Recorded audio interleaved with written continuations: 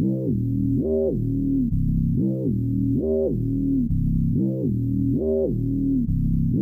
some candy? I have come here to chew bubblegum and kick ass. I'm all out of bubblegum. Well, hello, Mr. Fancy Pants. I hear you looking for candy, man, bitch. Give me some sugar, baby. Like scary movies. Uh-huh. Want some candy? Looking for us.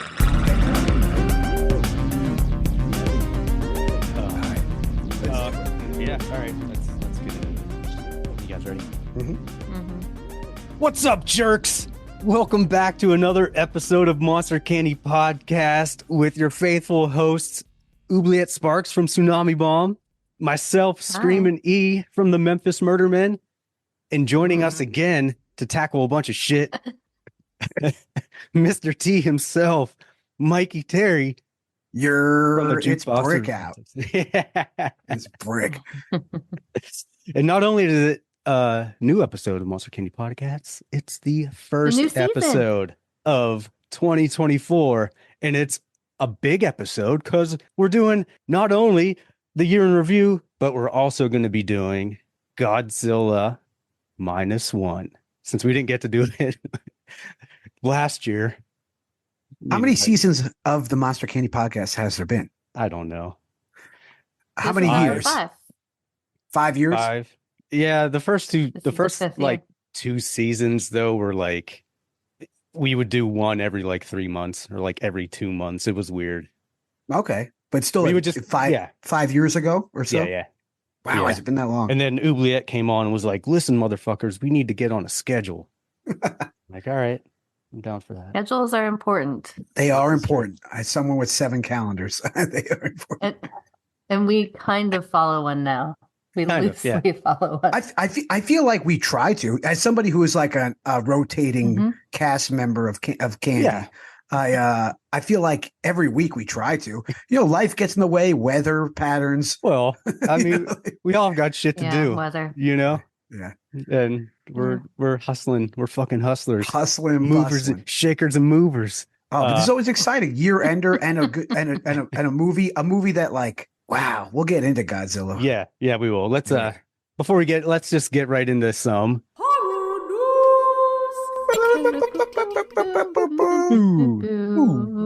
horror news, bitches. Boom. Who wants to go first with some horror news? I will. Okay. Or you can. I mean, you sound disappointed when I said I would. no. so I was you go totally ahead saying, then. okay, because mine's just talking shit basically on a bunch of stuff. So That's going to be a new segment for the new year. Talking shit. yeah, I mean, Oh, yeah, we have it. It's called What Chaps Chaps- Ease Ass. yeah. Every once in a while, it pops up. Okay. Well, we'll have to pop it in right off the bat. Yeah. Yeah. Uh, So mine is Universal Monster News. yes. Oh yeah. So like we knew they were doing a Wolfman movie, and now they named the female lead, which is awesome. It's if you guys have watched Ozark, Mhm. it's basically the young woman who's like the bad guy in the first season and the head of that family. What I don't remember her name. And I have Blonde it curly down. hair girl? Yeah, Okay. Julia Garner. Got it. So that's cool. But the big one that I'm excited about, so there was like an unnamed Universal Monsters project that everyone knew was in the works, but nobody knew what it was. And the trailer's out and it's called Abigail, and it looks like a fuck ton of fun if they do it right. Yeah. Basically, it's like a group of people kidnap this mob boss's daughter. But what they really don't know is she's a vampire, and basically like the whole house is a fortress and they're locked in. And so it's just like this kind of crazy looking, over the top, bloody hide and seek sort of movie. Sick. I had no idea that's what that was about. Oh, That dude. movie. Yes, watch the trailer. So it's like a little girl in a ballerina's tutu, and she's the vampire. Sick. Yeah. And That'll it be has good. a pretty solid cast in it. And the people who did the screenplay have done a few things, but they did Ready or Not, which I really enjoyed. So I'm hoping it has that kind of feel to it. From the previews, it looks like it, but it's got Dan Stevens in it, who I really like. He was in Legion. Melissa Barrera from Scream. The woman who played the lead in Freaky opposite Vince Vaughn, Catherine Newton. And then, some other people. But watch the trailer if you haven't seen it yet, because it looks like a lot of fun. And then the only other one I have is I feel like we manifested this. David Gordon Green is no longer directing the newest Exorcist movie. Yeah. So I think he listened to the podcast. Or like the majority of everyone else that was like, what the fuck, dude? Oh, God. I'm happy. Because I'm happy too. Exorcist Believer fucking sucked. Is it on your worst list? I still haven't watched it. I mean, I don't even know. Honestly, most of the time I would say, check it out. But it's such a piece of shit. I used to be so into like watching bad movies, horror movies, and finding like the good of them, or just watching a bad movie or having fun, or a good bad movie. And I feel like in the last couple of years, because we're all so busy with life, we were just talking about schedules before. I feel like if I hear right off the bat that somebody I trust who's like in our community of horror people sees a movie and they're like, this is dog shit, then I'm just not going to attempt to see it because I trust their opinion. Maybe I'd find something I like in it, but like The Exorcist is not going to get my watch. And there's a difference between fun bad and bad bad. Yeah, like and Destroy All Neighbors. Fun bad. Right. Fun bad. I just don't have the time for bad anymore. Yeah. Especially after last year, there were some doozies on there. Yeah, and we'll talk about those too.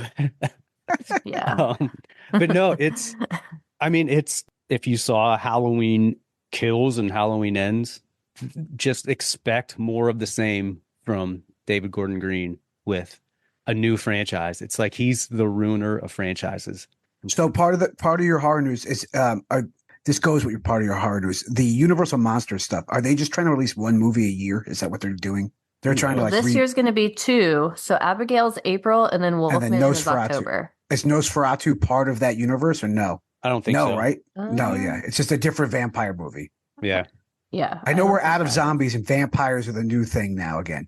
Vampire and Frankenstein are like head to head because we have Poor Things, and then there's another Frankenstein movie coming out with Guillermo del Toro. Right. And then we have Lisa Frankenstein, which looks pretty fun. Well, and Bride of Frankenstein, directed by Maggie Gyllenhaal. Oh, so so we're going hardcore on the old school Universal Monsters this year. Which I'm sure most of them, except for maybe Del Toro's, one that's Universal trying to do it. Yeah, they'll all end up being like the Invisible Man, I'm sure. Well, hey, the Invisible Man had a great The scene. Last Voyage of the Demeter is considered one of them, and so is Renfield, technically. Yeah. Those are both Universal. Oh. And then, so next year, Universal Studios 2 opens an entire new theme park. And the theme park has like 5 different portals you go through. And one of them is the Universal Monsters Land that already has Frankenstein's windmill up with like a whole dark ride with all the monsters going through Frankenstein's lab. And then they have a Wolfman roller coaster. And then they have a Dracula restaurant. So I'm excited. Yeah. I mean, for that. Yeah. I'm excited for all that. See about the movies. Yeah, fuck the movies. Let's go ride the movies. Yeah, that was exactly. Yeah. The David Gordon Green thing was one of my things I wanted to just rejoice over. I was like, yes. Leave the franchises alone. It did make me pretty happy. I was just talking about there was this. one other small thing. Oh, good. Sorry. I was just going to ask if you saw the teaser. I was going to ask if you saw the teaser for Long Legs. Oh, that was my only bit of news. Oh, then you get it. No, I like Neon a lot. I think Neon makes some pretty good movies. And I saw the teaser for Long Legs, and I like what they do with. When you just said to go watch the Abigail trailer, I'm not going to probably watch it because I feel like most trailers give everything away. But if you say go see Abigail, I'll go see it. But yeah, the Neon trailer, Right. But the neon trailer for this Long Legs movie, which doesn't even have the fucking name in it, I don't think. No. It looks awesome. And I will watch anything that Nick Cage is attached to at this point. So I'm in. Be it fucking Mandy or Jiu-Jitsu, I'm in. What a mistake. Well, it's funny too because they didn't say what movie it is, and the reason everybody knows, well, one, because the time frame, but also because even though the voice is distorted, like the very end when what does it say? Like, there's my girl, or it says something, but Yeah, something like that. you can just tell with the inflection of certain words and like the over the topness that it's 100% Cage. Like, it's Cage. Yeah. There's no way it's not Cage. And even though it's not his voice, it's funny. It's an occult movie, right? That's all I know about it, right? It's a serial killer movie. So he's the serial killer. Oh, okay. Fitting. And Nice. and there's some priest stuff and other things, but they're keeping a lot of it under wraps. Is there a date? Having teasers without the name. Look. I don't know. The buzz is getting there, though. It's getting buzzy. Keeping it under wraps like mall giants. Well, yeah, Mall Giants. Well, and because I think too that Cage recently said he's only going to do like 3 or 4 movies and then retire. So what? That's major news. That's like a special bulletin. We need like a new sound effect for that news. I mean, he said that, but I don't buy it. Once some money dries up again, I think he'll go crazy. He's got to be tired keeping his child bride occupied. Yeah. Doing all these movies on top of it at his age, he's probably worn out. I mean, they got drugs for those and things now. And who's feeding his raven? Yeah. Come on. He's got things he's got to do. Same person who handled Michael Jackson's monkey. Yeah. Someone's Probably. feeding it. Somebody is. There's a handler for that. There's a raven handler somewhere being written off. Yeah. Oh, man. Yeah. Fuck. Yeah. Anything else before I jump into? No, I had the long legs thing also. I didn't really have anything else. That was just I did one of those like YouTube deep dives when I was dying in bed last week of like all the upcoming movies of 2024 that like some movie dude is excited about, that like I was like, all right, let's see what he's talking about. And he like just listed them off with short synopses. It wasn't even like trailers, and Long Legs was in there. And I was like, oh, all right. Like, that sounds cool. Yeah, we'll see. Yeah, then I did a little dive on that, and I was like, "That's cool." Had no idea that there was another fucking Gladiator movie coming out this year. What? Gladiator 2? Yeah, Electric Boogaloo. Yeah. Yep. And Furiosa, which should be pretty fucking good. Like, we're living in a world with another Mad Max movie. That's cool. Yeah, I mean, that's always fun. The last one was great. It was great. Chris Hemsworth looks crazy in it too. Yeah. So yeah, I mean, it seems like this year might be better for movies than last year was. I felt like last year Let's hope so. It was whatever. It was fine. It shot its load real early. I felt like afterwards. Well, it was funny. Yeah, it did. Well, that's what was funny is I was looking for my favorite and least favorite for when we do the review, and there's like a lot of fucking horror movies I didn't see or even really hear about. And I was a little surprised. I feel like maybe I didn't do my due diligence, or I don't know. Or maybe I was just so burned by so many flops that I like put blinders on. And it's like, unless I have to watch it, I'm not going to watch it. Right. So David Gordon Green, I'm glad he's not doing anything with that franchise. I mean, I just hope it dies. Speaking of dying franchises, fucking Scream. That's donezo.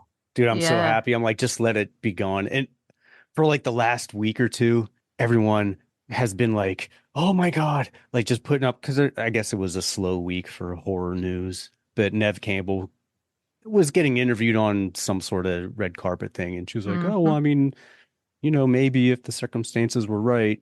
So everyone was like, oh my God, Neve Campbell says maybe. Oh God. So I'm like, okay, that's like a throwaway answer. Yeah, if you paid me a fucking fuck ton of money. Never say never. Yeah, but just let it die. So Scream, just let it be. But my one piece of actual horror news is this week, maybe by the time this podcast comes out, the black and white version of Godzilla Minus One will be in theaters. AMC. It's going to be running for a week. So only a week? Only a week. I got to tell my dad. Yeah. My dad's been dying to see this movie, and I already saw it twice in the theater. So I was like, we'll go, and it didn't work out. And I was like, don't worry, it's coming out in black and white. Yeah. But I didn't know it was only a week only. Only a week. And it's like one showtime per day.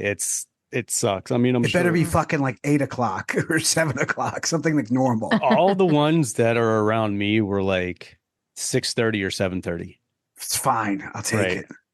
So that's cool. Yeah, I guess what the 25th or 26th. So that's like a Thursday or Friday, and then it'll run for a week. So if you're listening to this and you don't know, hopefully it's not over by the time you listen to this. But yeah, check that out. I'm super excited, but it's the only movie theater near me. Like, I love when they do these things, but I hate when it's completely like co-opted by one company. Like AMC, it's only going to be shown there, because some of the AMCs around here are not the best. I'm like, all right, we'll have to. Well, we're gonna see if we don't get mugged. I think they're the big boy, right? Though, because I feel like they get all those things. Like I remember when I was living out in Long Island for a bit, they were doing like what was the third Devil's Reject? In the series of the Devil's Rejects and Three from Hell. When they were doing that, the AMC out there was doing like the triple feature or double feature. I feel like anything that's like that's like almost like a bigger movie event. Like, it's always AMC. I don't know if anybody else really gets those things beyond like your Alamo Draft houses or your local art house theater. If you don't live by those, then it's usually AMC. Which thank God for AMC, because I feel like a lot of theaters are closing anyway. So I mean, that's cool. So yeah, definitely check that out. And I think that's all I have. So with that being said, you guys, I think that's been all for.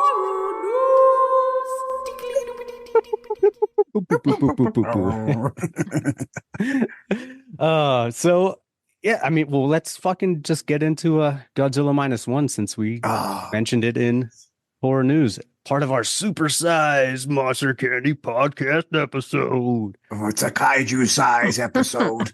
Yeah. It's got a thick ass like Godzilla does. Yeah.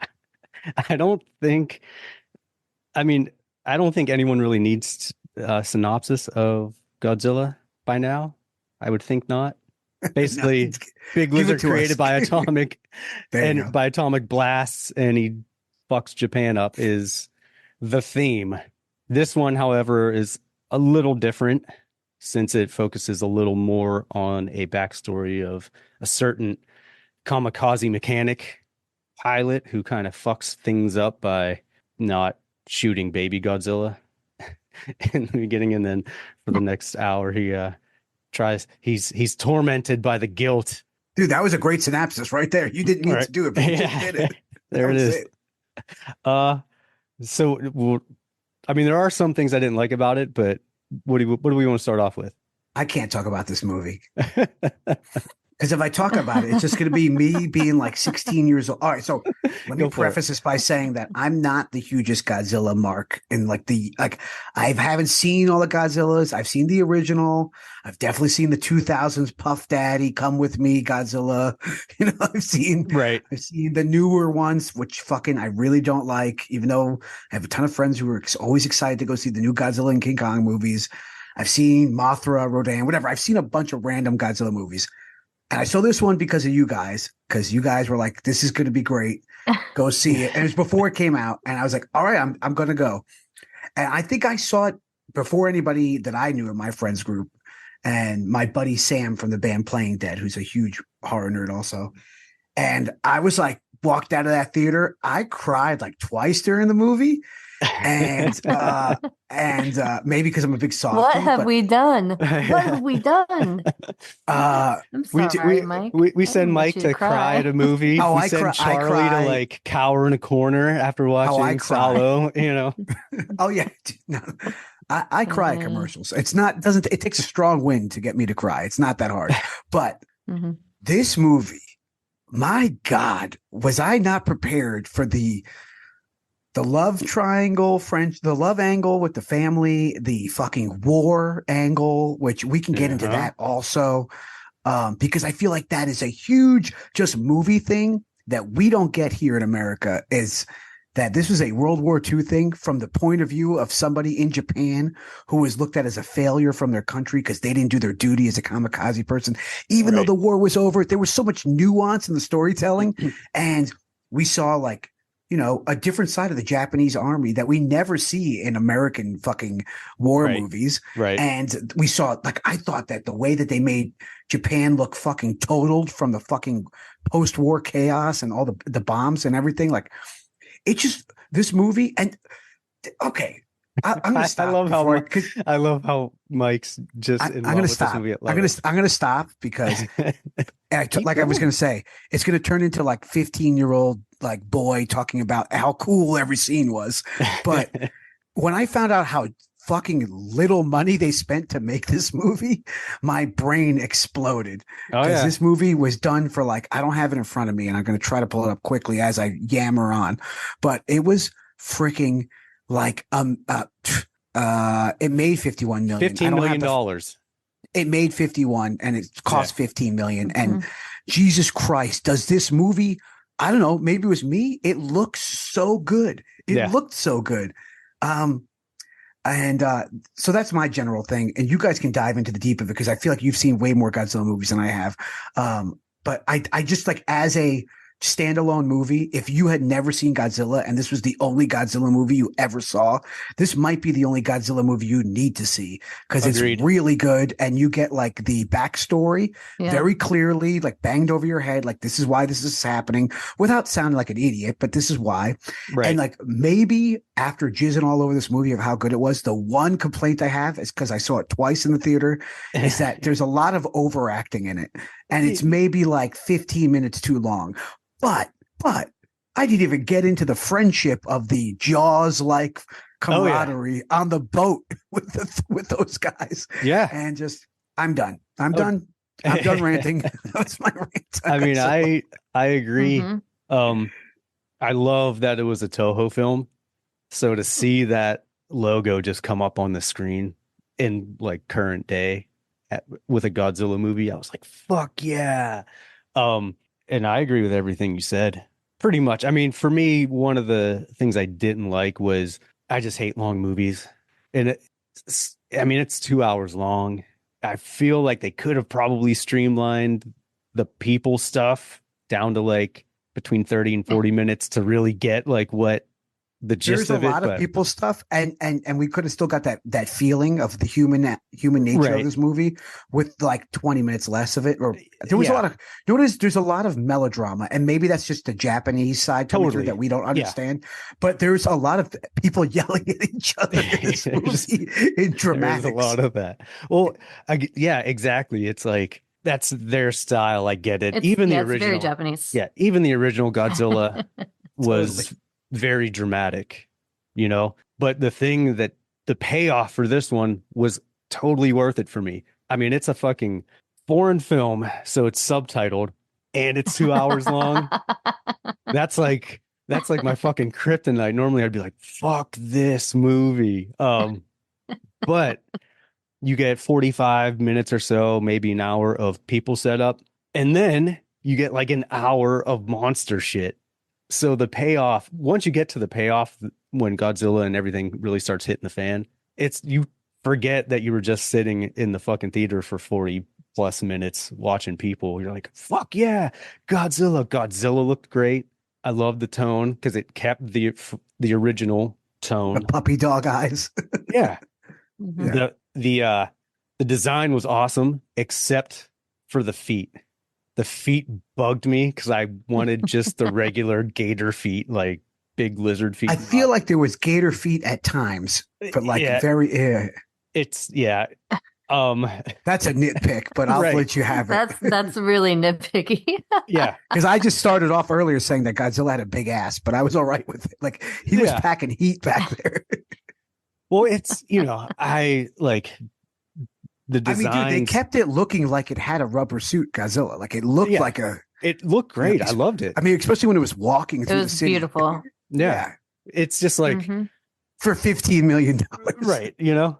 But yeah, I'm big on like designs of creatures and stuff. Just like King Kong. Like I hate the new design of King Kong because he's more chimp slash human hybrid instead of ape, like how his upper body's built, and it bugs the fuck out of me. His face is cool, but his body is too human-like and too chimp-like and less gorilla-like, so it bugs me. And I was just talking about this with a buddy of mine that works with Phil Tippett, and we were discussing how, like, when you do physical effects and practical effects, like, you really, even back then when things looked totally like rudimentary and janky, they still knew the anatomy was there of whatever they were making.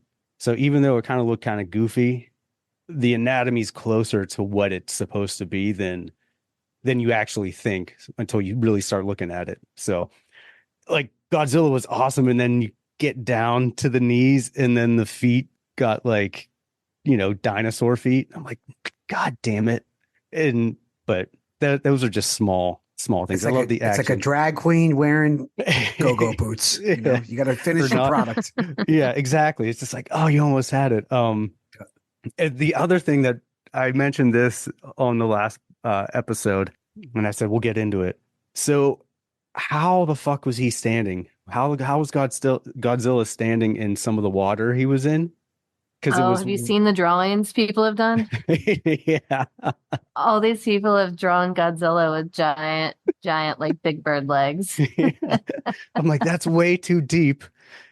But now he's just standing upright and just kind of He's like Jesus walking on water. I had the same qualm, but I mean, it is what it is. You go first. You guys, no, because listen, one of the things I loved. Right. No, one of the things I love about this, and I love about the Japanese Godzillas, is something that the director remarked on for this movie, and that he really wanted to bring back, and that's that a lot of the American ones, it's more just like this, like, destructive monster, right? And in the Japanese ones, like, Godzilla is a god, right? Like, Godzilla is like a monster, but he's also godlike, because, you know, they have different gods, you know, they're always either nice or crazy, destructive, whatever. So, like, it doesn't matter, man.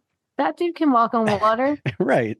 He's not, his normal physics are not going to apply to this, to Godzilla. Well, yeah, but sure. He shoots fucking lasers out of his fucking mouth. Yeah. So, like, right.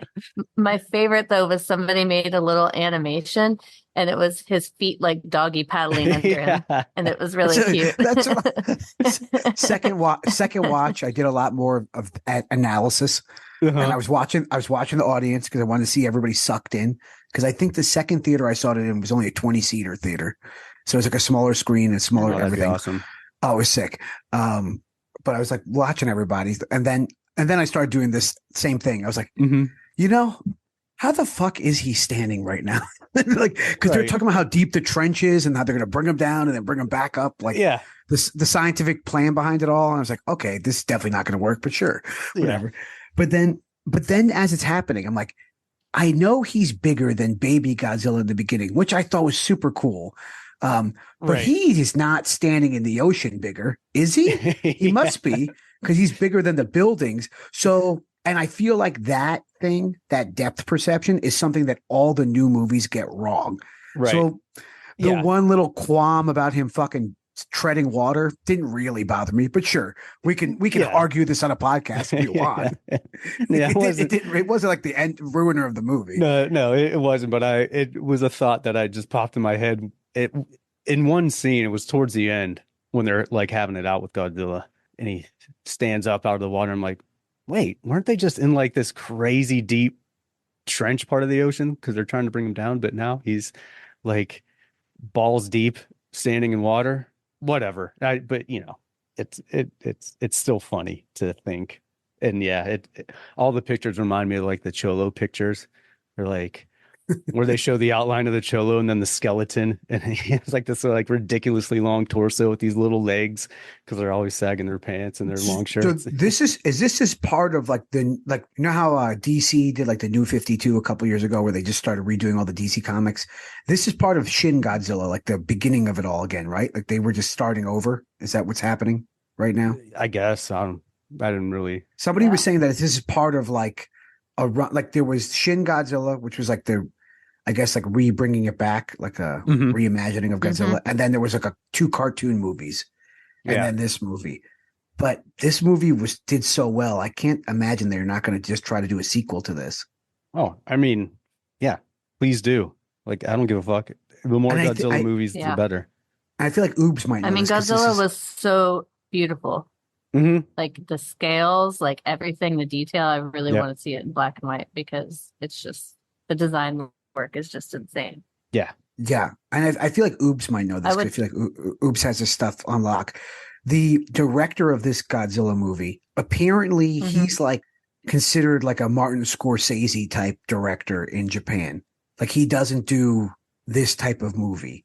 And so I wonder if they're going to get like another this type of director. Like apparently this is like way out of his wheelhouse. He does like art house, high, like high acting kind of Japanese movies. And I'm so out of touch with anything that's not horror related in Japan that I have no idea anything about this director. But apparently he's like well respected in Japan. So the idea that he did that he did a Godzilla movie is like the equivalent is like Martin Scorsese did a Godzilla movie here kind of thing from what I heard, Yeah, he did a movie called Twilight Samurai that I've seen that was pretty good, but I don't really know a lot of his body of work, but I do know that he's done a lot of cartoons too.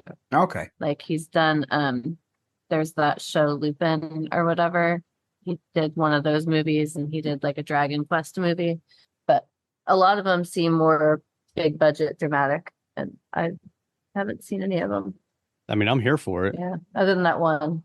Yeah. Yeah. I mean, I think it was a good decision because he did take the people parts more seriously. I think, like when you're watching some of the recent American ones in both Kong and Godzilla, there's a campiness to it, which is really fun.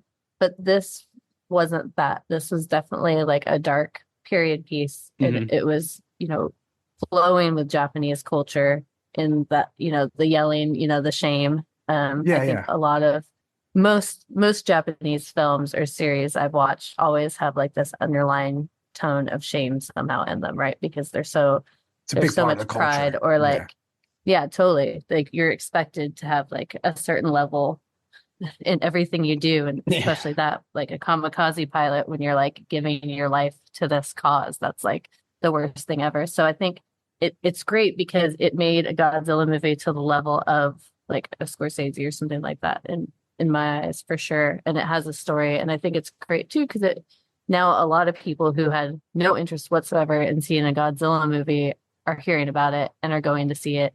Yep. Like even some people I worked with that were like, oh, this is great. And now they want to go see like the other Godzillas and, look more into it. Whereas I don't think the American versions are much more, they're action movies. So you get like the horror monster fans, but you're going to they're get like, they're CGI action movies. They're like crazy, Yeah.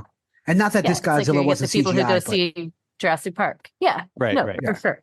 But this one was a lot more serious. The and focus so, like, is I am different, excited to see it in black and white because I feel like in black and white, it will just like bring that kind of dread feeling through the dramatic parts. But then during the battle scenes, just looks so much more epic with that because they're doing it pretty high contrast, I heard. So I think it's going to be. Well, I was trying to get my dad is a huge like war movie guy. He's like in his 70s, he's really into war movies. So, and he's seen, obviously because of his age, he's seen old Godzilla movies. So, being like, this is a war movie that features Godzilla. And so I think that's like the selling point for Americans who don't go see Godzilla movies or anything that's different. Like, or my buddy Kyle, it's a period piece movie drama. guy. Yeah. Like, anybody who's really into like Dunkirk or any of these, like, those type of movies could totally see this. And especially even think of it now, this Godzilla movie, the way it's colorized, reminds me almost of like a Christopher Nolan movie. It definitely has those like the blue-gray haze on things. And I'm excited to see it in black and white, but I don't know. I thought it looks beautiful the way it is. It's so nice. Yeah. It's gorgeous. I agree. Yeah. No, it's shot so well and like all around just good. And I think the tonality of it is just great because it seems so much more realistic than some of the other monster movies. Like, because you're seeing emotions that I feel like people may actually have in those circumstances if there were these like giant fucking godlike creatures. Right. Nothing seems, even though yes, there's yelling and like some overacting, I think there would be in that situation. Like, right, which is like, so it almost fits. When we get American Godzilla, the first one that came out with Bryan Cranston and Millie Bobby Brown and what's her name? Is one of the Farmigas is in it? I think Vera Farmiga's in it, or maybe I think it's the three of them. But like those are three great actors, and like it's them yelling at the camera too, just like in the Japanese movie, but. Something about the score and the CGI. There's something missing. It's way too big. It's like so big score. that you're missing. Yeah. Oh God, the score in this is a whole nother thing. Did you guys stuff from the original know about it though? Yeah. Well, not only that, they took from the original. They took from Mothra. Mm-hmm. Each of the scores is from like a different movie, but rewritten. Yeah, which is crazy and cool. I did read that.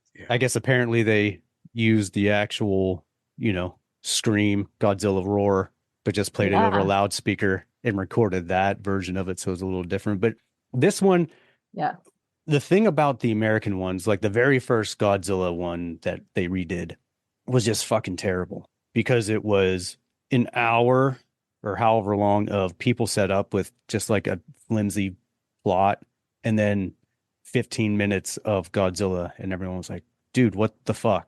Like, we don't, this was a movie about people. And then you threw a monster in at the end. That's not what we wanted.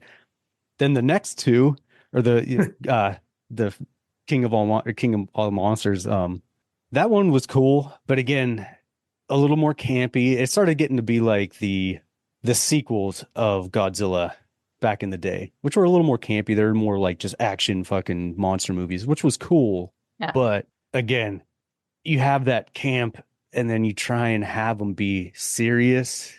That serious element, and you're like, what are you doing? Like, you're fucking up this flow. Either make it fun and that's silly. why the new one, as dumb as it looks, where Godzilla and King Kong are coming out like the Bushwhackers at the Royal Rumble. They are so tag team wrestling from the 80s. Right. It looks so bad. I might think it might be actually enjoyable. It'll be fun. It'll definitely be fun. I'm totally down to watch it. I'm going to see it. I've seen them all. I don't remember any of them. They all blend into one meh movie for me. Yep. But yeah, this one. And there's like 4 Godzilla movies already. I don't know that. They all seem like one movie to me. This one did the perfect adaptation of the old one. If there was going to be a remake, a modern remake, this was perfect for it, because you get a lot of people that, because of like just the ability in the 1950s, and it's black and white and it's more screenplay, people are gonna be like, oh, this is fucking lame, it's not scary or whatever. But it was a heavy movie, it was a serious movie. Then you have this modern one where there's a lot more story to it, but like just everything about it, the technology is so much better. It still keeps the heaviness of it, still keeps the heaviness is like different heaviness though. The heaviness is like, man, they just rebuilt after this war, and now the fucking Godzilla's here. Right? They're going through this again. Like, this guy can't catch a break. Like, that's the heaviness of it. It's like they just rebuilt.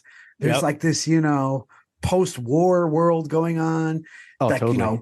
Woman in the workplace, she's like, I'm going to go get a job. Like, clearly I don't need fucking you because you're terrible at being a partner. Like fucking Koichi is, the guy Koichi is just like, his trauma is, which is, totally another thing not touched on ever in Japanese culture, but he's open about his trauma.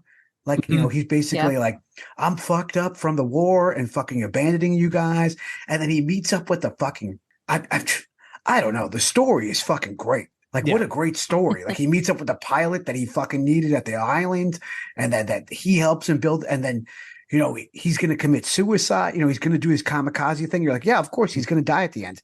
Totally makes sense. Why wouldn't he? He's going to save the day. And he had the fucking, he had the ejector seat, and the whole fucking underlying story, like, plot was, oh yeah, we don't need to die. Like, we don't need to do this. Yep. Like, he didn't have to die. To end the war with Godzilla, he didn't have to die. And so, like, I don't know. It was brilliant. I thought it was brilliant. Yeah, I wish they would have hidden the ejector seat part a little more, because as soon as that scene came up, I was like, oh, there's now an ejector seat. And then it cuts away, because he's like, it is quick though. He's like, wait, one more thing, and then it's quick. But I'm and like, it's deep enough into the movie where like if you're like kind of zoning, you might miss it. Yeah, I definitely missed it the first time. Second time, I was like, oh no, I saw it once in the theater. That's it. And I was, as soon as that came up and it started panning out, and he's like, oh, one more thing, and they're just at the cockpit. Spoiler alert. I'm like, oh, here we go, because there was so much emphasis on ejector seat. And I'm like, oh, sure. Here we go. And then sure enough. But again, like I said, what great detail too. The planes and everything were so specific. Everything was well awesome. done. It was everything was fucking great. And the payoff was so good. So if you hate long movies like me, in which why most people hated the very first one is because the American one is because there's no payoff for as much setup at all. Yeah. And I don't care how fucking Jaws like that opening first scene is. It is so good. Fucking awesome. So good. Everything. They have a montage. There's a montage where they become friends over like this really dangerous job. Yeah. And then there's like, this criticism of the Japanese government. They're like, oh yeah, it's always going to be this way. Like there is so much nuance in this movie that even if you took Godzilla out, it would not be as good, obviously, but like Godzilla parts of this movie is just like, oh yeah, and there's Godzilla in this great fucking movie that's going on. Well, I mean, this could totally be a redemption drama if you took the monster aspect out of it. Sure. So I mean, the writing was really good. Yeah. So, but I think this movie, I would say you could take any person to see this movie, whether they like horror movies or monster movies or not, and they'd be like, wow, that was amazing. Totally. Oh, totally. 100%. Mm-hmm. Yeah. Like, and I think because it's Godzilla and it's Japanese, it won't get looked at. But if this was like if somebody in Hollywood actually gave a shit and saw this movie, they'd be like, oh, we should probably put this up for like an Academy Award for something. Yeah. For anything. I don't give a fuck. Give it something. Oh yeah. It's so good. Yeah, especially for what they fucking did. Yeah. Like I said, for it being a remake in the era of let's remake fucking everything, except when we remake the original, it's going to be way shittier and just a total money grab. This, I mean, probably because it was done by the people, that they were like, all right, we're going to. Yeah, but did you have any, as like a Toho, like Godzilla fan, like when this movie got announced, did you have any trepidation where you're like, I don't know, it's going to be just another Godzilla movie? No. As soon as, first of all, I mean, like monster movies, Godzilla, I'm like, okay. Well, yeah, you're in no matter what. It's going to be at least entertaining. But having it be a Toho film, I was like, oh, well, unless they totally are like looking at the Americans and taking way too much from the remakes a lot of us do, I'm like, there's no way this is going to be bad. And I think with the success of the Shin Godzilla, it also helped. Yeah, because that one was this good one. Too. Because I think that one was good enough that they like that. I think because that one was as good as it was is the only reason why this one got any sort of theatrical release. Yeah. Oh, well, totally. The only thing I did probably, God bless you, Oubliette. Oh, it was cough. Oh, not a sneeze, but thanks. Blessing you anyway. Thank you, my so son. religious of you. I figured it was probably going to be a little longer and more dramatic with more focus on people. So I was just hoping that the monster part of it there was going to be enough of that to where I was going to be like, God damn it. It's, and it did its job. So I was like, because for a little bit I was like, man, this is long. But as soon as you start, at least for me, as soon as I was thinking, boy, this is what time is it? Oh man, we're almost an hour in, and there's only been a little bit of Godzilla here and there. As soon as you think that, or as soon as I thought it, then it was like, all right, buckle up, because it's Godzilla crazy. It's Zilla time. So I was like, all right, fucking sweet, and then you just forget about everything. So. This is like the dream movie for me. This is so good. Let's all right, stop gushing over it. Let's rate it. I'm just excited that this is the first movie of 2024 that we're doing, even though it's a 2023 movie. In my history of being on the show, we've never all liked something. So Yeah. it's nice to like unanimously like something. There was no way we were not going to get to this one. So that's why this is a supersized episode. Let's rate it. How many candy corns are we giving this? Mikey T. Oh, you know me, I'm a generous corn giver, but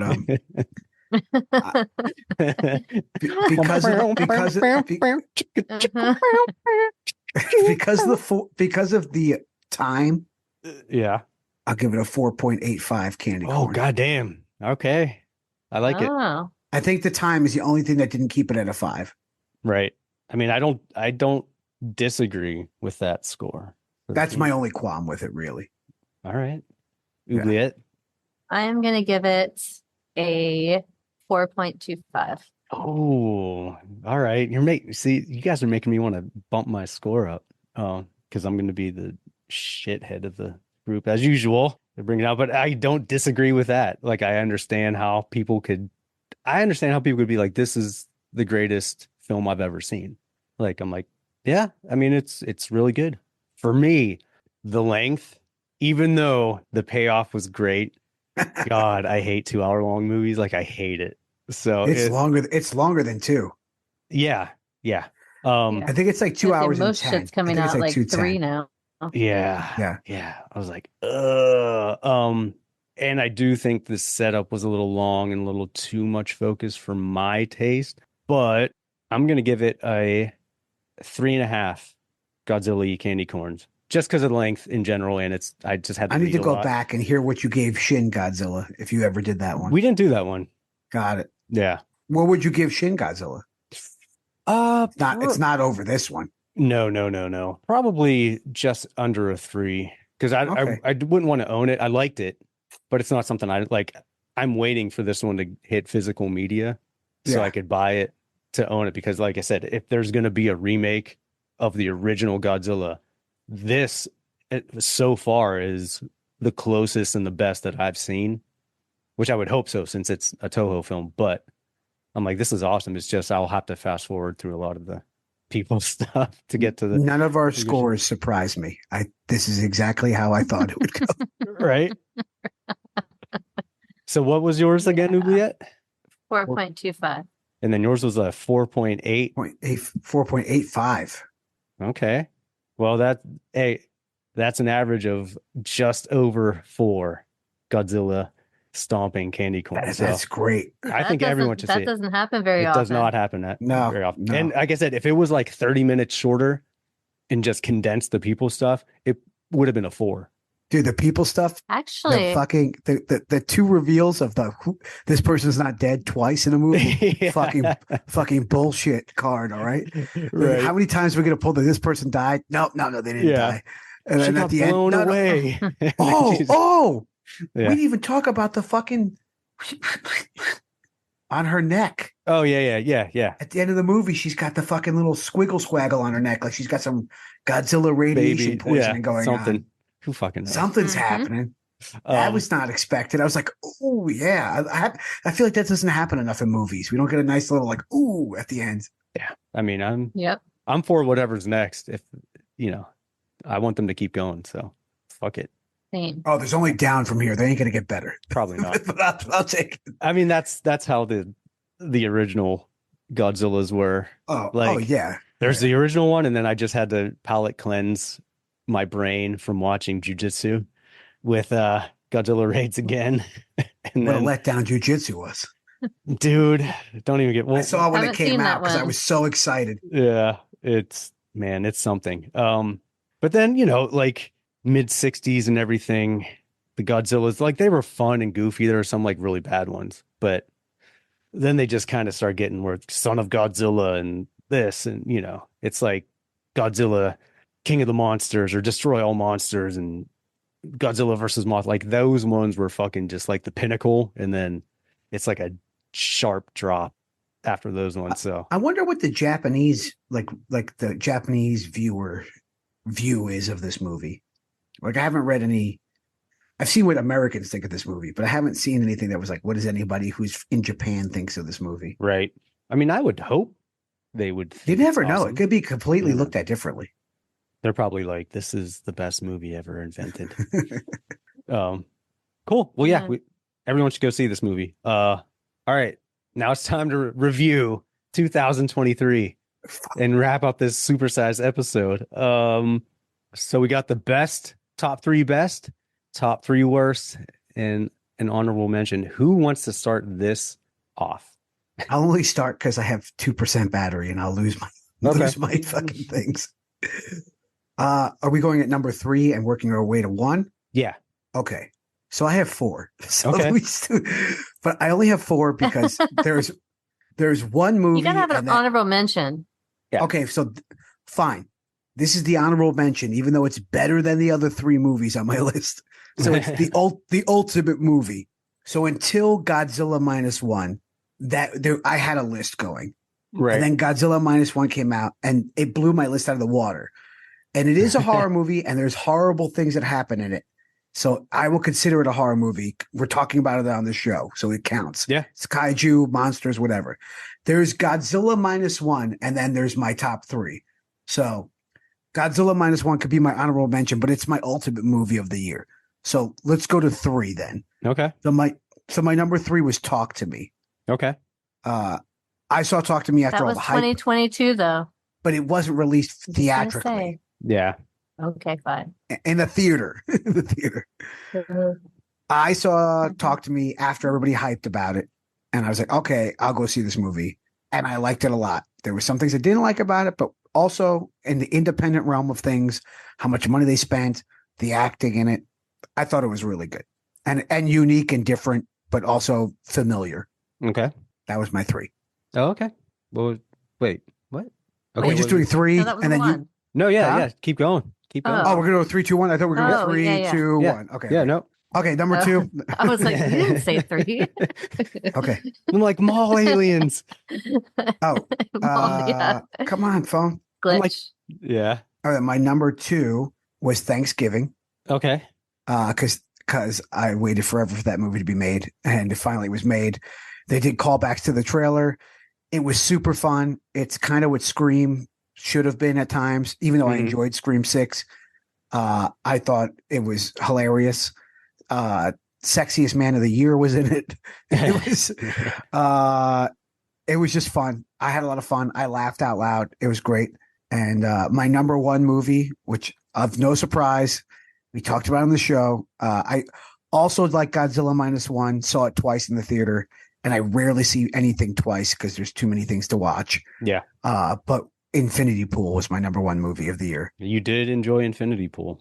I did. I enjoyed Mia Goth. I enjoyed her yelling at James. I enjoyed just the weirdness and the Cronenbergness of it. Oh, Mia Goth. Yes. I enjoyed the. We didn't discuss that in horror news. We didn't. The Clockwork Orangeness of it all. I enjoyed Infinity Pool. I thought it was fun. I thought Cronenberg is kind of tightening it up where he's a little loose in movies. And it was early on in the year. You know, I think I saw Megan, and then that movie came out, and then there was kind of just like searching for the next Infinity Pool for the year until Godzilla came out, and Godzilla blew it away. But Infinity Pool was my number 1 until Godzilla was like my ultimate movie of the year. Okay. And Godzilla is my best movie of the year in all genre. I saw Flowers of the Killing Moon and all the bullshit that's winning awards. Right. Besides Poor Things, I didn't see Poor Things yet. But yeah, Godzilla Minus One is my top.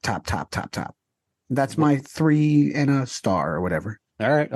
Do you have any worst movies, like the ones that you thought were just fucking terrible? Yeah, so I hate watched a movie because I was told this movie was great from somebody. And I also told it was horrible from multiple people. Now, I'll stop here and say I want to give an honorable mention to worst movie to Winnie the Pooh, Blood and Honey. I wanted to see it. It played in the theater. I also think that was a 2022 movie, but it was in the theater in 2023. I like that movie. I know you do. So, but I didn't see it, so I can't rate it bad or good. I know a lot of people hated it. But my worst movie, which I didn't finish, was Skinamarink. Oh, I turned it off. damn it. I forgot And about that one. I know people loved it. Oh, I can't believe that's not on your list, D. Really? I definitely thought it would be on your list. I did too. Ended up I thought it too. not watching it after E watched it and was like, Yeah. that was so fucking boring. so I was like, that's great, what I was so I'm not getting going to do it. Dude, We were talking about this earlier. Yeah, it was We so were bad talking I about this earlier blocked it with out of Scary- my mind. Fuck. Okay. We were talking about earlier with schedules and time and things being important. If Oubliette or E or anybody I trust in the movie world is like, don't go see this movie, it's terrible, I'm not going to watch it. So I really didn't see that many bad movies this year because I heard about how bad they were before I got to them, or I just had a vibe it was going to be bad. Like the new Exorcist movie, totally avoided that one because it looked like shit to me. Yeah. Pope's Exorcist also looked like shit to me. Didn't see it. So like, if it remotely looks bad. And like, I'm not going to see it unless it's like good, bad, like Megan, Right. something like that. So yes, Skinamarink, it really is the only bad movie I saw this year or in 2023. And I didn't even see the whole thing. So I couldn't even give you a full honest opinion of it. I was just like, oh, I get what this is. And this is dumb. This is like a bad college movie and whatever. And go back to SUNY Purchase or wherever you came from, whoever made that movie. And that's it. Okay. Well, I'm going to jump in and just go right off into my top 3 worsts, since that's where you ended and you named 2 of them that were on, actually 3, because my third one, because I completely blocked Skinamarink out of my fucking brain. I had Black Demon. That was a fucking horrible What the shark fuck movie. is Black Demon? Oh, I only watched 10 minutes of that and I couldn't fucking do it. 10 anymore. I was minutes? like, what? Yeah. I got 20 minutes into It was Skinamarink. it was so much more low budget than they made it seem like it was going to Yeah. be. I just That's started not- watching oh, it. I'm thinking of Black I can't fucking Phone. do this. Yeah. No, It's this was it's a shark movie. It's a fucking about dumbass shark. giant about the megalodon, but it's just okay. fucking stupid. But so that was number 3, but Skinamarink is going to bump that one out. So I'll give an honorable mention to shit with the Black Demon. 2, the Pope's Exorcist, because I was just like, what? Like, why would you even make this movie? This is just silly and stupid. Was it that bad? It looked slow. That's why I It didn't want was to see it. just like, Well, it's on my list, so I'll tell you. Oh, I'll you- answer it when it's my turn. yeah, for me, Is it was just Russell Crowe? corny. Russell Crowe has a little bit of Nicolas Cage in him, and not A in little a good bit. way. Yeah, he's getting there. He's definitely getting there. So that was Fucking my movie. second worst. And then my first worst was The Exorcist Believer, because that movie was just so shitty because you already had good source material and a franchise. Even though I'm not a fan of the second or the third Exorcist movies. Like, I think it's a one-off movie, but whatever. If you're trying to continue on this path, like, I don't know what the fuck is wrong with David Gordon Green. I'm like, what are you doing? You have the chance to 'Cause he's redeem done something. so much good stuff. Right. He's done so much good stuff. He can be good. That's what's the most frustrating thing. Exactly. That is like, Did he write it's like and you have a direct it? kid and you know what they can do because they've done it before, and then they go fuck Mhm. off, and you just want to. Yeah. And then it's like the whole thing is it's just weird. And I guess Ellen Burstyn had something about she'd be in it if she could have some sort of like social commentary angle in it. And they just kind of plop that in there, and they just like just vomit out patriarchy in one of the scenes. And it's like, oh, and you're like, oh God, here we go. And then they made this big deal about Linda Blair making an appearance, and it's literally in the last 15 seconds of the movie. She just kind of waltzes in at the end, and you're like, I'm just reading David what? Gordon Green's other movies, so I was like trying to Yeah. see what else he. so I was just like, that's a He's travesty. done some of the best comedies ever. Yeah. And that's where his Get lane Pineapple is. Express. But he's great in comedies for the most part. And the 2018 Halloween, I thought was fine, even though it was He wrote and directed that also. He wrote and Yeah. directed this. just regurgitating and Yes. kind of redoing just tropes and everything. Good. Like I like that Mhm. about Hey, you know, movies. just like we were talking about Godzilla, like you're given this keys to this castle of The Exorcist, and you're like, yo, this is your chance to make this better. Yeah. Mhm. But yeah, back to Skinamarink though. That was the most pretentious bullshit that I've ever seen. To make it that long, if you want to make a 20-minute short of how it it was and make an art film, okay, fine, whatever. It's still going to be pretentious. Do But we sound whatever. like the assholes in the 90s when Blair Witch came out? Because like there's definitely somebody out there who thinks Skinamarink is the best movie. Oh, of the I've year. seen people are like, oh, it's so Oh, awesome. people I'm are like, sucking its dick, dude. yeah. They I'm think like, it's like, I'm like, no, you so don't. Great. No, you don't. You're Mind-blowing. saying I, that. I get it, but it's ironic. It's ironic that you think that. Like, like I get why somebody might say it's like the greatest horror movie, but it's it was nothing going on. It was nothing. It was like, it was all lifting your brain, and like not in a good way, not like in a horror way where it's like, oh, what you don't see is the better monster. Yeah, It was no, it's not. It's not. It's not. And everyone's lying to themselves and just saying it to be like, oh, Luckily, I didn't watch it. I'm elevated and I know more. I like elevated horror or elevated things, but dude, it's not though. It's definitely not. It fucking triggered me so much and brought me back to like my first year. I got angry too. I got very angry. College art, or maybe it might have been my second year. One of my art teachers in college was like this hippie kind of guy, but he was like a cross between like a hippie and like rockabilly-ish kind of dude. Like he had like wingtips and like sideburns, but like a little bit longer hair. And they were like bowling shirts. It was a weird mix. Nice guy, but he definitely slept with students. If he was better looking, probably. Maybe, I don't know how long he was talking, but he was not attractive. He was like overweight, but whoa. And it was like, it was art one, because I just had to take it, right? Shots fired.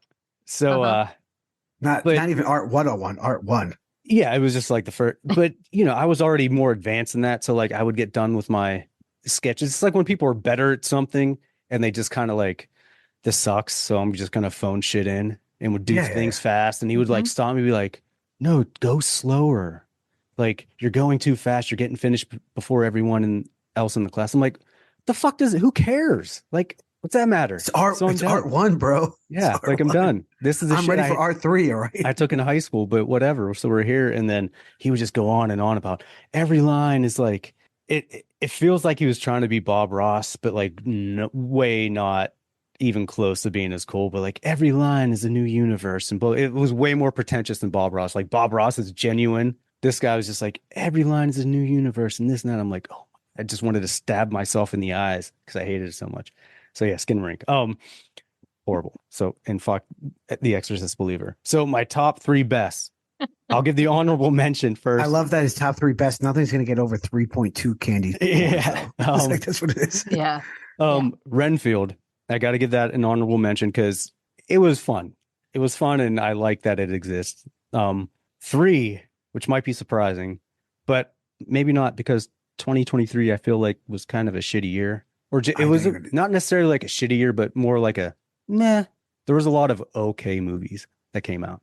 My third would be Evil Dead Rise. I thought it was fun. I like that it exists and I like where it could go. So I'm here for it. Number 2. Hold on. In a good year, that would never make your list, but continue on. No, it wouldn't. Yeah. I mean, I liked it, but if in a good year, it was so synthetic to me. I liked it too, but it was fine. I didn't like it or love it. It was whatever. Number 2, The Last Voyage of the Demeter. While it had issues, I loved the period pieces. I loved the old school. I loved the camera work. I loved just the design of everything. I loved the creature. I liked it. The plot was a little, just the script and the writing was a little, some of the characters were clunky. Yeah, but I liked it. I would own it just because it's a good old monster movie. Yeah, there needs to be more of those. And then my number 1, which we just talked about, was Godzilla Minus One. For all its faults, I'm like, dude, I love monster movies, so keep them coming. And it was a well done one too, like extremely well done. So that's my best, top 3 best. Oobzilla. What do we got? So my honorable mentions for worst. No, just honorable mentions and good. Honorable mentions. No, we don't have any worst honorable mentions. No dishonorable mentions. No. The honorable mentions I have are Infinity Pool. Okay. Godzilla Minus One. Yes. And it's there not because it's not an amazing movie, but because it is a little more drama than the other stuff on this list. So maybe I'm being particular. And then the other honorable mention is Haunting in Venice, which I loved. You did. I still have not seen it. I didn't see it, but I heard it's a good date also one that's movie. on a cusp. It's fun. It was fun. I love all the kind of Inspector Pro stuff and like Right. Agatha Christie redone. It's fun. And this one, because it definitely has kind of a horror Halloween-y theme, and great actors. It was a very Could I watch it with my wife who refreshing doesn't like movie. scary things? 100%. That's Yeah. what I thought. Okay. Totally. I'm going to watch it Yeah. with her at some point. It's got like supernatural elements, but it's not. I mean, she watched it's much Midnight more Mass whodunit. and Oh, Fall yeah, of not even House close. Usher. She can handle that. So Yeah. No, totally good. So I will start with what I like because I don't want to talk about what I didn't like first because it's going to put me in a bad mood. So let's talk about the good you would have stuff ended a bad mood. right now. Yeah, exactly. Well, I don't want to like get all pissy and then talk about what I like. I'd rather talk about what I like and then get all pissy. Fair enough. So all three of these I like in very different ways. Way different ways. But together they make everything I love. So Renfield is actually on my top 3.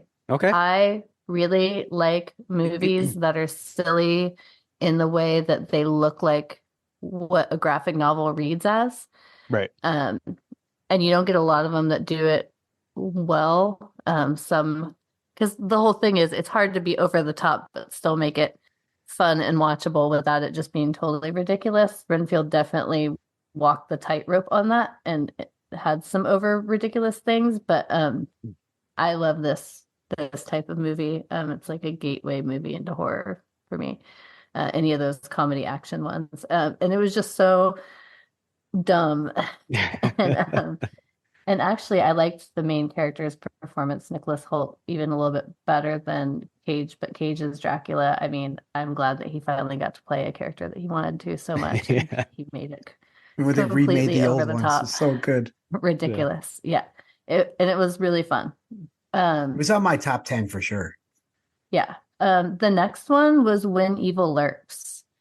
Yeah. This, to me, was the first movie since what's the one we love? The one on the farm.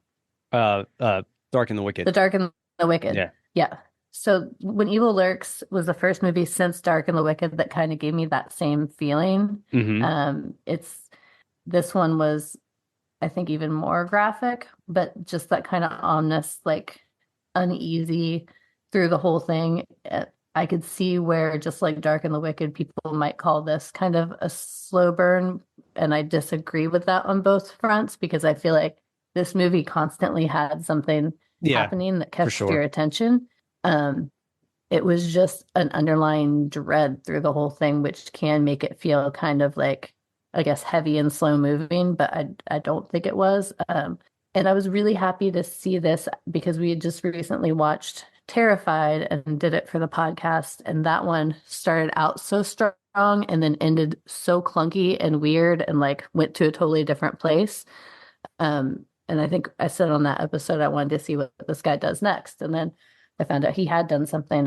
I think that he repaired, or I guess he got so much better between the two movies. This one was a lot more fluid. And like Dark and the Wicked, it's kind of like, surrounding these kind of like human psyche issues or things. Like it's one of those movies that you could go kind of art housey and like look into it too much, or you could just look into it as a supernatural crazy fucking movie, which I like because that way it can kind of appeal to more than just one type of person. I think the world building in that movie was great. Brutal. I think, but like, Mm-hmm. like the idea of like there's a demon around, like nobody was like, oh my God, a demon, in that world that they built, and probably because the culture and the language, difference, like the idea of demons and like possession and stuff like that, it wasn't like a foreign concept to them. So when that was going on, they're like, oh yeah, she's there's a demon in her. There's a demon in him. And he was just rotting and it was filthy and grotesque. And I think When Evil Lurks was my number 4 of the year. And it was almost made my top 3. And I think it was just that disgusting body in the beginning, and the dog scene like the dog scene as a parent was like, and as a dog owner, fucking as anyone, dude, that was brutal. Fucking so hardcore. Like And- that, and of and I course, think like- without that dog scene, I think that movie fails a lot. I don't think it makes anyone's top. I think that dog scene is the movie. It was pretty Like, rough. I think it makes the movie. The movie's great, and I think it's well written, but I think that scene is so fucked. You know, it's like Misery. Like, Misery is an amazing movie, but when she hobbles him is like a big part of the movie. Yeah. The dog I scene don't know, is the the scene axe of this scene movie. too. Yeah. Well, yeah. But I When don't Evil know. Lurks, like, that could have made anybody's top list. That's such a good. It was such a good movie. Probably one of the better movie. Definitely one of the better movies of the year. It was so good. For sure. Great choice. I mean, I want to see what he keeps doing. But yeah, this movie It could have been. It could have been super tightened up. The thing- depressing and super weird. Yeah, Mhm. no, there's totally room for it got like clunky improvement. at times. Yeah, and I thought maybe the clunkiness might have been on my part of like not my part, but like the language barrier, like the translation of it all. Oh, I'm sure. And like the pacing of it towards the end kind of got like weird. But I thought it was cool and made sense, and I don't know, I thought it was unique and different, and they, you know, the autistic kid like talking and then eating the girl and all that shit. Like it was good. It was visceral in a good way. I feel like we didn't get a lot of those movies last year. Right. Right, which is I think why I like it. I mean, I love, despite not necessarily always liking to read subtitles, I really do love foreign films because of the kind of cultural differences and stuff. Just like, you know, when we talked about Godzilla and like just the underlying pride and everything, you know, this one had a lot of very apparent references to the culture and also, like you said, this world they kind of created. But yeah, like the gore kept me kind of like mentally entertained. And then, I mean, honestly, it was just really depressing, but in a very entertaining way. That makes sense. But it was just, Yeah. I That like dude was those like a really shitty dark dad and all that movies. shit. Yeah. Yeah, it was like Yeah. he was the problem all the time. Like, you know, he everywhere he No, went, chaos totally. followed. No, exactly. But I like it. It's, to me, it's almost like a dark fairy tale, and I like movies that kind of hit on that, and especially when they add the I gore would to have it. never thought of that movie like that way, but that is totally what it was like. A dark fairy tale. Great description of it for sure. Thanks. And then the final was Thanksgiving. Like it Yeah. was so much fucking fun. It was just so much fun. It's so much fun. Did you and like laugh your Matt said, ass off at Thanksgiving? Scream should Because have been I like was this. dying. Oh my God. No, I was like gasping and laughing because there were just so many. I knew it was going to be super gory, but I still got caught off guard several times. Like my husband was laughing at me because I kept like gasping or being like, oh shit. Like, and I'm not a talker doing movies at all or like vocal at all, but this one, yes, had me laughing, gasping, joking around. Did you see it in the theater? When I tried to guess the killer? Yeah, totally. Was your theater like ruckus? Because my theater was like when I saw it in the same theater I saw Scream 6, and it was like a lot of in where I saw Scream 6, nobody reacted except for me, and it was all like couples, just like, you know, just on dates watching the movie. But when I saw Giving handies. There were two busy oh giving yeah, for handies. sure, They're like, dry handies all day, buttery handies. Super Yeah. dry. Oily. Oleo. canola oil. Right. But oh man, fucking Thanksgiving, like it was when the whole theater, I was dying laughing, and I think the whole theater was just like on for the ride. Everybody was talking about who the killer was the whole time. No one knew, but like it was, all the red herrings were great. The gore was good. Like it was campy and it was stupid, and like I don't know, it's like what Scream 6 And the acting was good. yeah. sure. It was good. It's like kind of what you want out of a slasher, right? Like it's funny and campy and makes sense and gory and just whatever. It was just fun. I don't know. I was laughing my ass off. That opening scene where everybody was in front of the fucking building, pounding on the door to get in, and that one woman was like, "Come So on, good. you cocksuckers, let us in," with their way over the top fucking accents. I was like, "This is hilarious." Like I can't wait till she dies. so And of good. course Yeah. she did. What Eli Roth did Of well course. that the Screams didn't was the campiness in Thanksgiving was genuine, whereas the stuff in Scream felt a little forced when it came up, whereas with Thanksgiving it felt more natural, and you're like, yeah, this is you know what we want. So I agree. I'm excited. Yeah, and I'm excited to hear Oubliette's shit list. Oh yeah. Oh my fucking God, guys. Oh my God. Ugh. Don't blame any of us for it.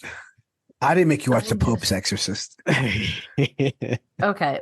So yeah, we'll start there because that's or any like, Exorcist. Yeah. so a lot of mine are kind of based on disappointment and these writers and directors trying to ruin my life and attack me directly. And it's just lots of disappointment. There's so much disappointment. This year had, like, how can you get handed in some of these, like, really great talent, and then you're just like, ugh, fuck that. Yeah. We're just gonna, for those of you listening, I just did a jack off moment and my hand exploded with the jizz out somewhere because that's what these directors did with the talent. But I don't even think they let them finish, honestly. No. Yeah. That was like an oleo handsy with no climax. Yeah. All right, so Pope's Exorcist. As we talked about in one of the episodes, this movie was a pile of shit, and they like ruined the story of a really interesting character. But then to add insult to motherfucking injury, like towards the end, all of a sudden there's this like crazy catacomby basement, and there's like cool shit, and I'm like, wait, you could have been doing this the whole time, and it could have been like a horror Indiana Jones. But no, you didn't do that because we just had to watch 2 hours before this of just lies about a real person and stupid fucking Vespas and just Jesus Christ. Like, what the fuck? This poor dead man. Like, this poor family. Yeah. Everybody, like, why? Russell Crowe. Why? But anyways, I wish somebody would take like splice the last half of that movie and then like create a whole other movie around it, because it could have been a cool fantasy movie if they would have just like Could have been gone that way. But instead, it's two totally different movies that make no sense and are just fucking dumb. How much did that movie fucking like lose? Because they spent. I hope everything. They spent so. I'm looking right now, but they spent so much. I mean, I don't know about you guys, how much like regular TV you watch, but they spent so much fucking money on advertising. I saw that shit on everything. I saw it on billboards in the city. I saw trailers on YouTube. I saw it on wrestling ring aprons. There was like a Pope's Exorcist match. Like there was like there was that much. There was that much like fucking like advertising with them. That like they were like they really just kind of fucked it up, huh? Yeah. It was so dumb. Under 2 hours. Not short enough. Oh, it was under 2 hours? Wow, I thought it was 1:43.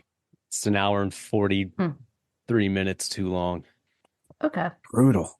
Yeah. So up next, Five Nights at Freddy's. Yeah.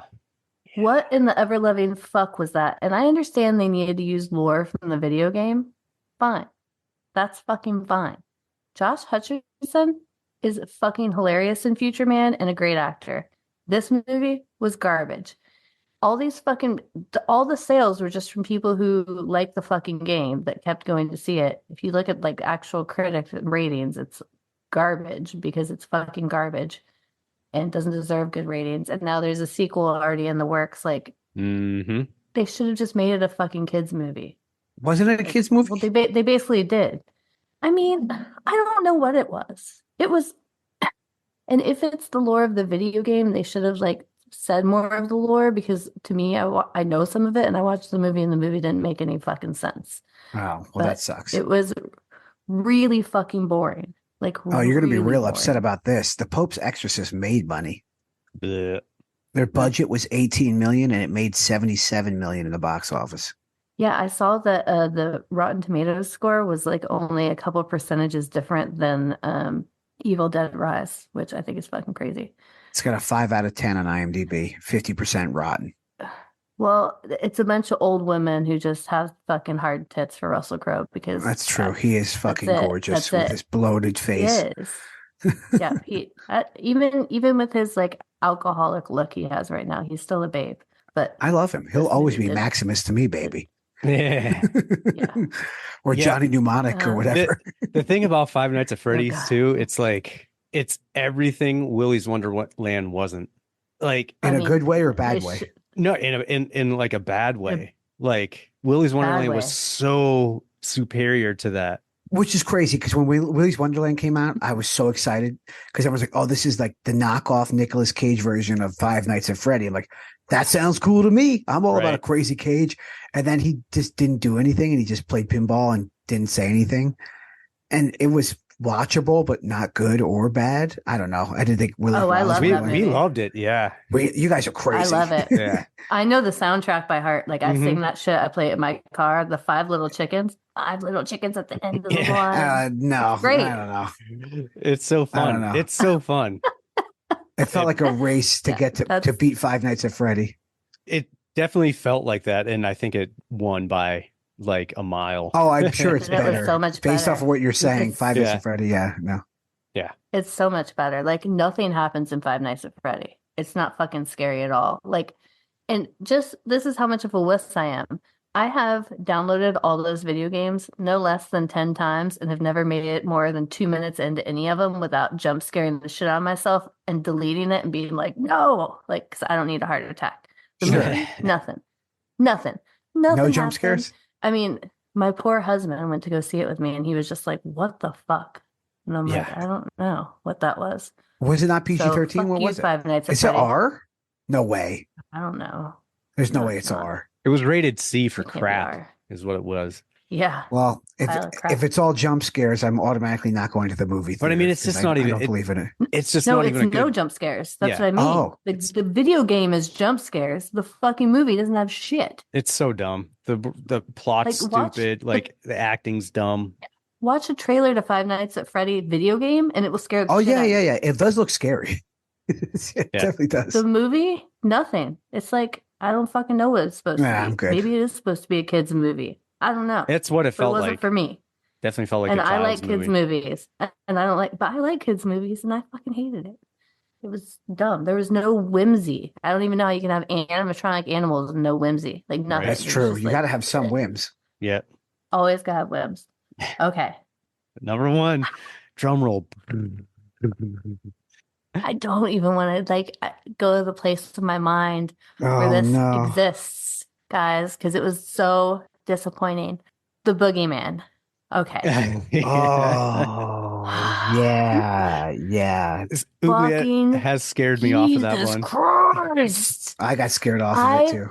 I was so fucking excited. Like, that is the shit that scares me. Like, those movies freak me the fuck out. The previews, I was losing sleep. There were nights I wasn't sleeping. Literally, my husband was waking up at 3 a.m. like, why aren't you asleep? And I'm like, Did you not say the fine. Boogeyman? But it was because I was thinking of the trailer of the Boogeyman. Because Okay. I'm Yeah. a fucking wuss. So we go in to see this movie, and I'm like, fuck yes. I'm gonna get scared. This is gonna be awesome. You were ready. My husband She came with was me, definitely so I'm not excited. in the theater alone. I was excited. He was. Oh, yeah, no. Then the first 20 minutes of that fucking movie, holy shit, it was so good. It was awesome. There's like a jump scare, fucking crazy thing under the bed. This shit's terrifying. Then I don't even what the fuck happened. There's like it was like a whole other movie started. And it was like a kid's movie. It was like a Lifetime movie. That's Right. basically what it was. So all of a sudden it was like, yeah, scary. And then Lifetime movie and bad acting. And even like the colors even looked like handheld cam almost. Ugh. Like Oh. looked just shitty, super low budget. And then like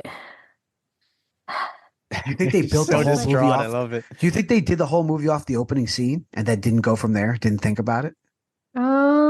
no, I think that they really thought about this pile of shit. Oh, I mean, because some of it's like overdone. So they end up at a house and they burn it down. But the boogeyman's like this other thing. You guys just have to watch it. no, Please. no. You need Number to one, watch it, so I'm not Mikey the only T. one. Mikey T. does not do these movies because I don't believe in jump scares. I think it's cheap. I think it's just loud, startling noises in the dark at the theater. And so I see one jump scare movie a year because maybe I'll give it a shot, but they're always the same. It's why I won't go see Night Swim because I heard Yeah. it's just jump scares and terrible. Well, Okay, So- but some jump scares are okay. But Nah, I got the whole one. thing I got is like the boogeyman. the whole thing is like the boogeyman can't be like where there's light, which is like the oldest fucking dumb shit in the Okay, world. but that makes sense at least. Okay. Then like Turn at on the the end lights. of the movie, they basically like go to this house, right? And I Mhm. think it's like it's not the mom. It's like the wife of somebody. It's either the mom or the wife of somebody the boogeyman killed who's been in this house for like however long. Right. And this house is filled with thousands of candles on the floor. Like just thousands of candles on the floor. Like candles fucking everywhere.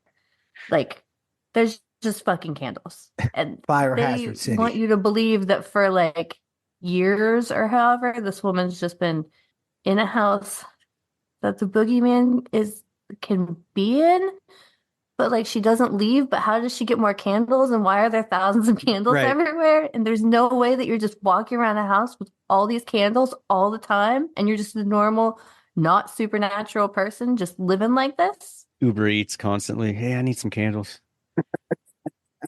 There it is. And then it's kind of like it's like then there's portals or something that Oh happen. no! Oh And no! like, and there's like Sounds like a hard left turn. the monster. It's not a boogeyman. It's like an alien monster.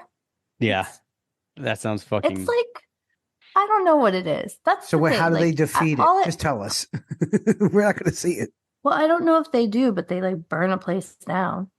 Oh, so that's it. The boogeyman is just gone now because he's just been burned out of his home. Easy. But I don't think he is. That's the thing. Like Yeah. I don't. Oubliette was so excited about I'm so this. sorry for you. It sounds was- fucked up. And she was like, "Oh, I'm gonna go see it right now." Blah blah blah. And then it's really bad when she doesn't even necessarily want to talk shit about it. She just sends me a text like, it's something to the effect like, "Nah." It was just. I think I said short. you shouldn't. No, we were gonna do it, Right. or did we do it? No, We no, didn't we do it, didn't. right? No. So we were gonna do it, and I was like psyched. And I get out of the movie, and I just text him like, "You probably shouldn't see this." Yeah. Like no follow up. No, like, dude, it's so fucking dumb. Like, you should watch it. We could just talk shit. There was nothing. It was just like, no, just don't.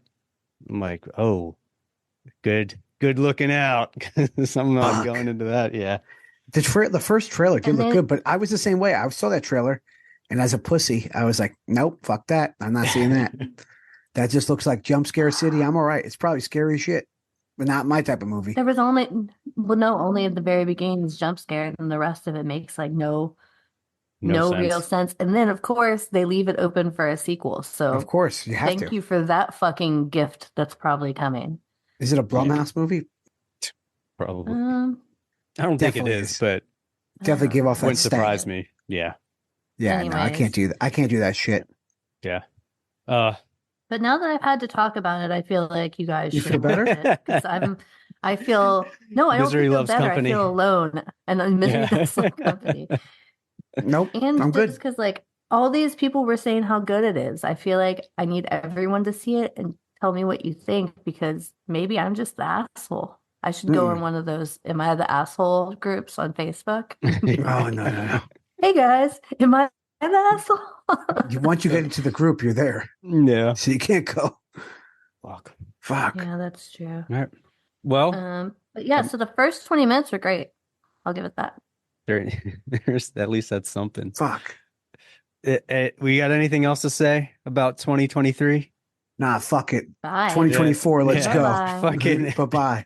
I mean, Fuck it. I mean, 2024 started off amazing. We got fucking mall giants, tunnel Jews, and fucking Night swim. well, it's 2018, but resurfaced video of UFO jellyfish. Like 2024 is fucking starting off with a bang. Yeah, So- but what about the movies, man? You're missing the the high Dude, high. how is art that? How is no one of- going to make somebody? I'm putting it out there right now into the ether. That needs to be a movie. You got mall alien giants, Jewish tunnel people, and fucking UFO jellyfish. Or you can guarantee that Jewish tunnel people is definitely going to be a movie. I mean, just put them all together. That's a fucking great monster movie right there. Come on, like What's coming? What can we look forward to besides Maxine? What's coming? What's coming? There's a lot of good movies coming out this year. Abigail's coming out in April. There you go. I was just looking earlier. There's like 10 horror movies coming out in February for some There's reason. another like So that's pretty soon. Steamboat Willie, Mickey Mouse. It's the same people who did fucking Blood and Honey. It's the same Blood and Honey people. Yeah.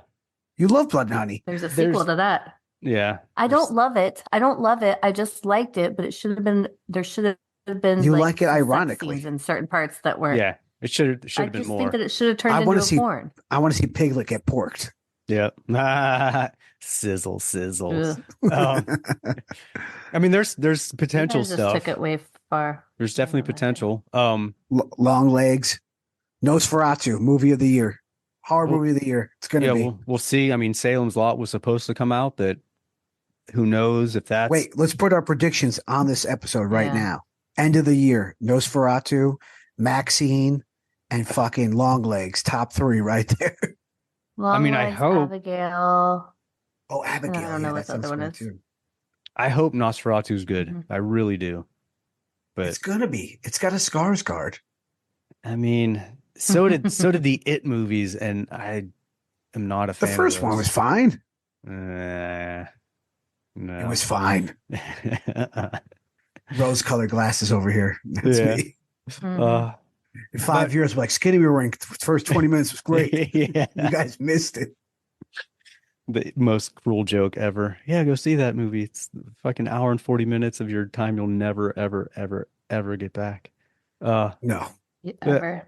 Well, yeah, here's to a hopeful 2024. Mike Terry from the Jukebox Romantics. Thanks for coming back and breaking in 2024 with us. And thanks for letting me gush over Godzilla. Oh, fuck yeah. Dude, as I go see it for the third time this week. As soon as you texted me, like, dude, this fucking movie, I love that movie. I'm like, dude, we have to do it then. You guys let me down. So wait, I know we're ending the episode. I can only blame you two fucks for this. Yes. The one day during horror news, right before Godzilla came out, two humans I admire and take their opinions very seriously said, "Oh, you guys, you're not watching Monarch. You're not watching Monarch." Yeah. So I go see Godzilla, and I'm like, "Fuck yeah, Godzilla -1, best movie of the year." I'm in Godzilla mode. I'm like, I get home and I remember, oh yeah, Oubliette and Screaming E said Monarch's out. You should watch it. Guess what? Monarch episode 1, fucking fire. By episode 3, I'm done. I stopped. Dude, right? I stopped. Believe stop. Believe me. And I think when we did that episode, it was like up to episode 3. It had just started. Here, I'm on. Oubliette loves it, but I know exactly how you feel because for me, just a quick little review, little opinion on it. For me, it's like first episode, great. Second episode, okay. It's gonna, third episode, I'm like, dude, seriously. And then it starts going like, next episode's cool. Episode after that's meh. Episode after that's good. It's so shallow. There's nothing there. There's no substance. It's good. like people standing in front of a screen with no emotion. The last one. It seems like it's AI generated. It's terrible. There's the episodes. It looks good. The episodes are hit or miss for sure. Episode 3. I agree with that. Episode 3, I'm like, I was right where you were at. I'm like, I gave up. God, I was like, nope. But 4 was better. 4 was better, and then after that, it's like every other episode's good. It's jumping times. It's not really fluid. The characters are not really memorable. There's for sure not enough action with the monsters. There's for sure issues. It gets there though. That's why there's certain episodes. Great though. Certain episodes, it's like all there is monster fights and shit with monsters. You're like, oh, fucking cool. And then the next episode's like nothing but people. You're like, dude, what the fuck? And some of the characters are not good, but it's very uneven. Yeah. I would say try and push through. All right. I would say I'll jump back in 2024. New goals, jumping back in. Yeah, because it's not a very long season. You only have a few more episodes. Yeah, the way it's setting it up for. Is it over? Yeah. Yeah, it's setting Are up you for guys season happy 2. with how it But it's ended? also The last but episode it's was great. also setting up for the next Kong movie. Yeah, Ugh. yeah. All right. There's lots of stuff it sets up for. Guess I gotta watch it then if Yeah. I want to know what's going on. Yep. But yeah, man, thanks for coming back on again, and thanks for everyone for listening. And here's to a monsterific 2024, and we'll fucking check you little jerk bags later. Bitches. I hear you That love candy, man. dirt bags. Give me some sugar, baby. Yeah. Like scary.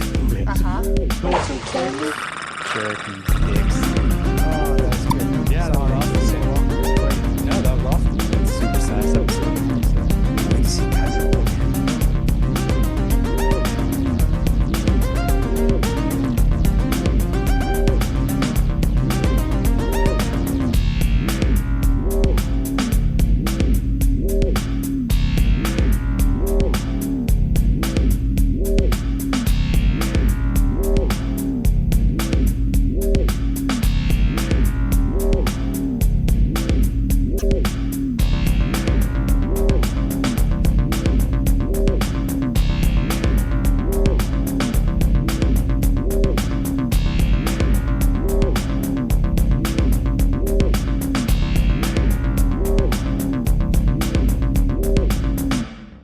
Groovy.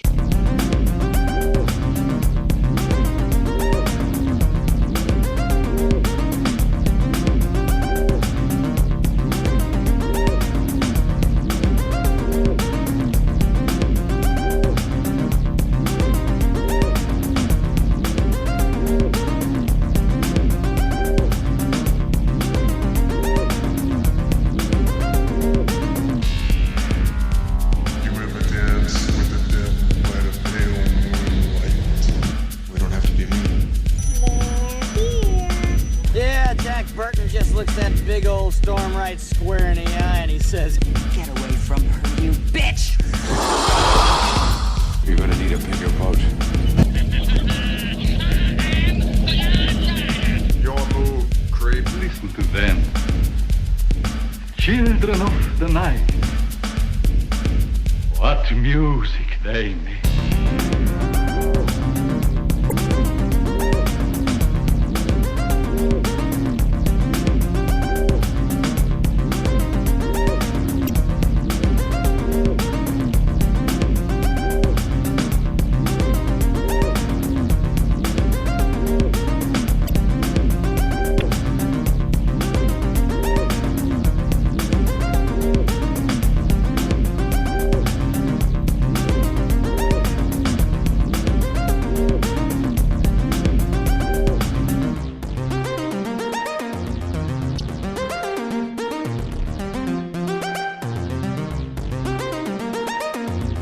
Want some candy?